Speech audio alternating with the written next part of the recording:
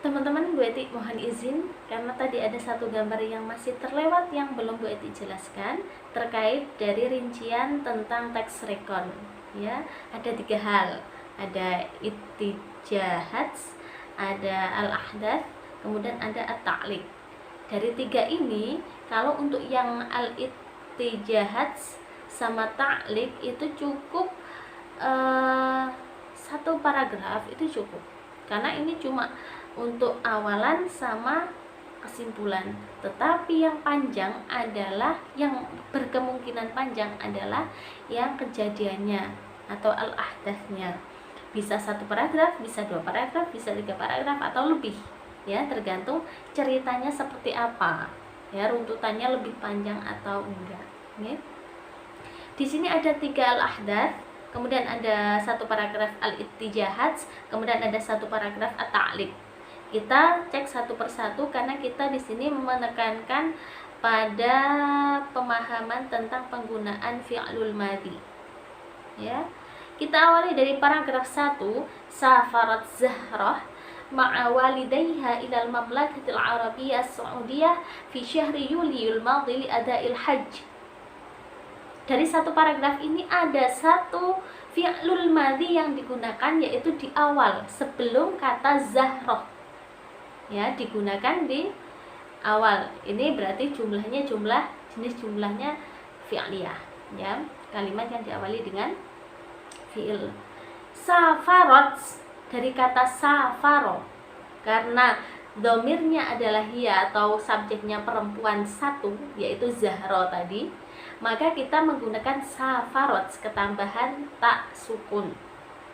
Bu, kalau misalnya subjeknya Hasan, kalau Hasan karena laki-laki berarti bukan lagi safarot, kita ubah menjadi safaro, hilang, taknya hilang. Ya. Nanti bisa disesuaikan dengan wazan yang sudah kita pelajari di video sebelumnya.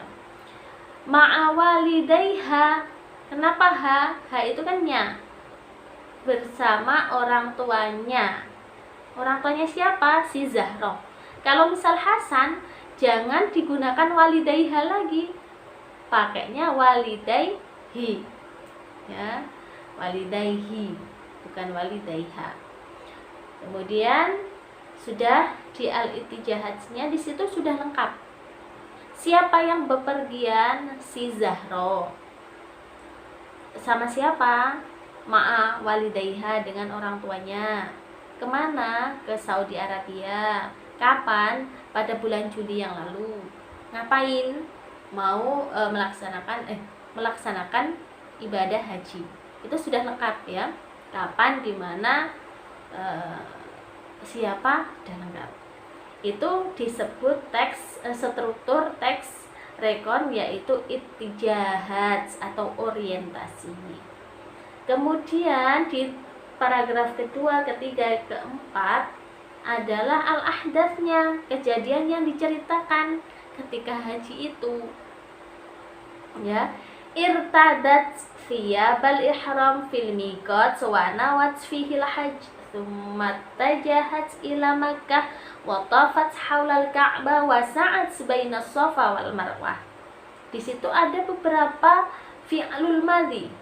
Silahkan dilihat yang akhirannya ada tak sukunya. Yang pertama irtadat, kemudian yang kedua wanawat, yang ketiga ittajahat, keempat tofat, kelima saat. Ada 5, ya, ada 5 fi'lul madhi. Kemudian yang al-hadatsu tsani ada ghadarat ba'da dzalika ila minna wa ramatil jamarat thumma talaqat ila Arafah wa sallat dhuhral wal asra fi Arafah. Ini juga ada beberapa, ada ghadarat, kemudian romat, kemudian intalaqat, kemudian sholat. Ada 4 fi'il madhi. Jadi tadi yang pertama menjelaskan tentang awalnya apa? Berpakaian ihram, berniat untuk haji, terus ke Mekah untuk tawaf, dan tawaf mengitari Ka'bah, kemudian sa'i. Itu yang paragraf al-hadatsul awal. Yang kedua tadi menjelaskan tentang ke Mina, kemudian melempar jumroh ya, dan ke Arafah, kemudian sholat duhur asar di Arafah itu. Kira-kira seperti itu penjelasannya. Kemudian yang al-hadatsus tsalits, yang kejadian yang ketiga di paragraf ketiga, ada batat, kemudian adat, kemudian zabahat, qasat, dan halat. Itu fi'lul madhinya, yaitu menjelaskan tentang di Muzdalifahnya, kemudian ke Mina ya sama, kemudian motong rambut, tahallul ya, itu. Kemudian yang terakhir adalah kesimpulan. Kesimpulannya juga ada fi'lul madhinya. Apa? Ada adat, kemudian sya'urat. Udah ada dua, ada adat sama sya'urat. Ya, di sini kesimpulan itu biasanya menjelaskan perasaan, kemudian menjelaskan apa, mungkin ada sebuah nasihat seperti itu, atau ada motivasi seperti itu, ya. Jadi kalau di sini ini menjelaskan tentang perasaannya, ya, bahwa dia merasa, si Zahrah merasa sa'adah, senang, bahagia pada perjalanan perjalanan haji yang sudah dilakukan.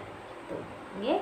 Ini penggunaan untuk contoh penggunaan yang fi'lul madhi untuk Zahrah atau untuk Hiya. Nanti untuk selebihnya silahkan dipelajari kembali. Kalau ada kesulitan silahkan ditanyakan, ya. Nggak usah sungkan, yang penting disampaikan dengan sopan. Terima kasih, syukran.